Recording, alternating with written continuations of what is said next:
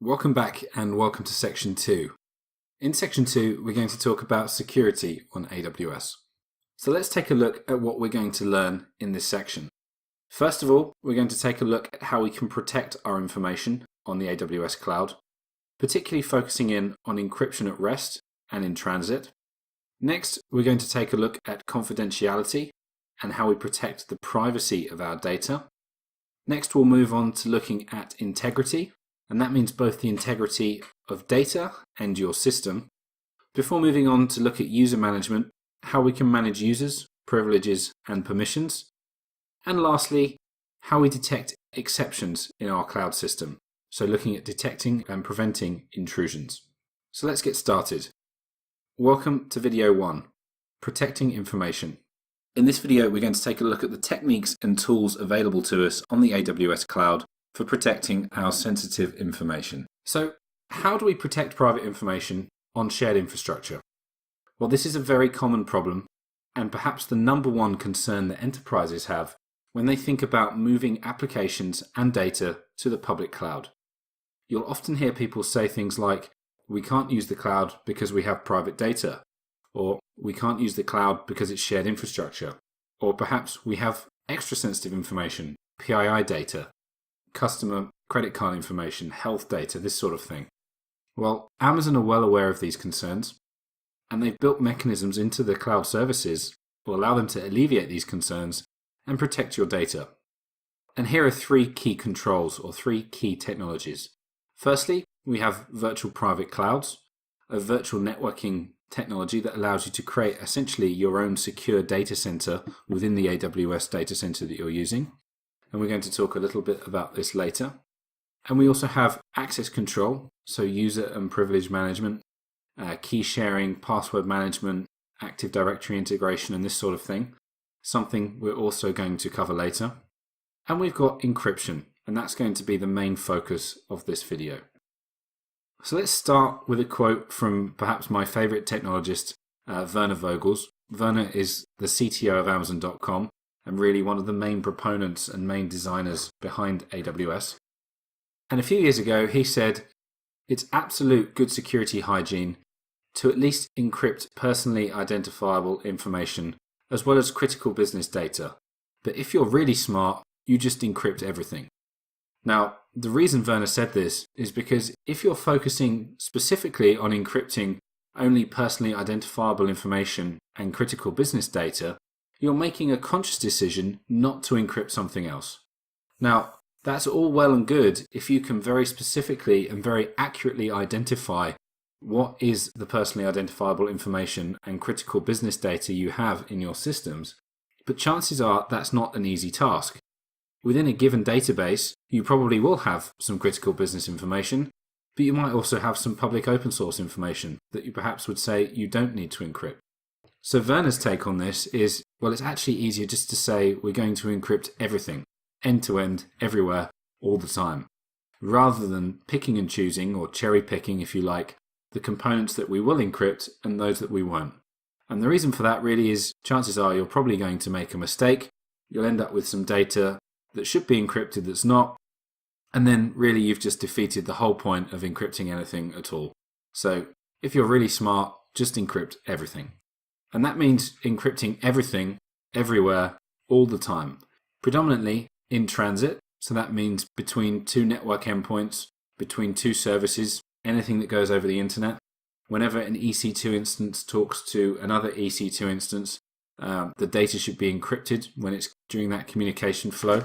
So your APIs should support SSL, your websites should support SSL, all the application endpoints and services that you're using should be over an SSL. Connections to all your databases should be over SSL. And of course also at rest. So whenever your data is stored in a persistent fashion, on disk, in a database, in Amazon S3, on your local disk, on EBS, on the Elastic file system, it doesn't matter.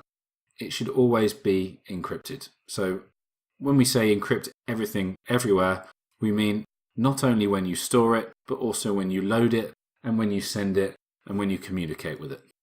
So how can we do this? Well, all public Amazon endpoints support HTTPS SSL encryption by default, So things like S3, Kinesis, CloudTrail, CloudWatch, CloudFront, EFS, EBS, Redshift, RDS, etc. all support HTTPS SSL encryption. All storage mechanisms support, or very soon will support, server-side encryption.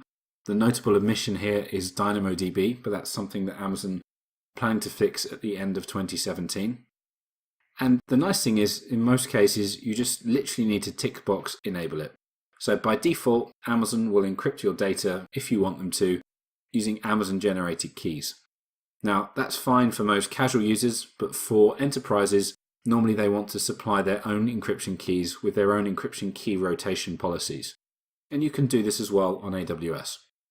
So you can supply your own encryption keys and leverage them using Amazon KMS, which is Amazon's key management service. And KMS also provides integrations for key policies and key rotations, as I mentioned. So you can generate your own keys locally on-prem, upload them to AWS, and then use them to encrypt your data. So a typical architecture, typical multi-tier web application, you have users coming in over the internet, connecting to an elastic load balancer. That endpoint is HTTPS SSL, so encryption and decryption happens at that layer.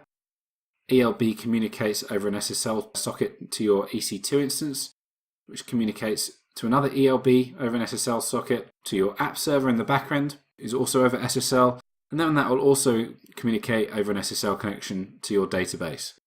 So all the way through this stack, layers 1 through 5, we're using encryption. Encrypted here, encrypted here, encrypted here, encrypted here, encrypted here. All these pipes are encrypted. Anything this web server stores is on an encrypted boot volume. Anything this app server stores will be on an encrypted boot volume, and this database will also be encrypted. So, as Werner Vogel said, we're doing the smart thing. We're just encrypting everything, everywhere, all the time. Now, encryption isn't actually just about shared infrastructure. It really is important on-prem as well. So, imagine if your database server was compromised. If the storage layer was encrypted, but the endpoint wasn't, the attacker could install a sniffing tool on the database server and sniff inbound and outbound traffic. So although they might not be able to compromise the database storage layer directly, they might be able to intercept queries that are coming into and out of the database. Now, a common complaint against using encryption is that it adds an overhead. And true, that it does.